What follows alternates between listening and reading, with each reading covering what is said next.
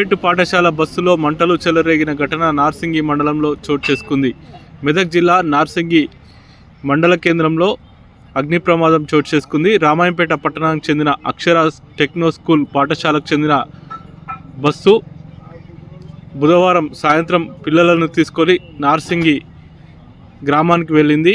అక్కడే రాత్రి బస చేసి ఉదయం పిల్లలను తీసుకోవడానికి ఏర్పాట్లు చేయగా ఒక్కసారిగా పాఠశాల బస్సులో బ్యాటరీ నుండి మంటలు చెలరేగి పెద్ద ఎత్తున మంటలు ఎగిసిపడ్డాయి. వెంటనే స్పందించిన స్థానికులు రామాయంపేట ఫైర్ సిబ్బందికి సమాచారం అందించారు.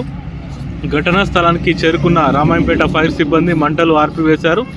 బ్యాటరీ నుండి షార్ట్ సర్క్యూట్ కారణంగా మంటలు చెలరేగడంతో ఈ అగ్ని ప్రమాదం చోటు చేసుకున్నట్టు ప్రాథమికంగా అంచనాకు వచ్చారు. అగ్ని ప్రమాదంలో బస్సులో పూర్తిగా సీట్లు దగ్ధమయ్యాయి. భారీ ఆస్తి నష్టం జరిగినట్టు తెలుస్తుంది. ఘటనా స్థలానికి చేరుకున్న పోలీస్ సిబ్బంది విచారణ చేపట్టారు.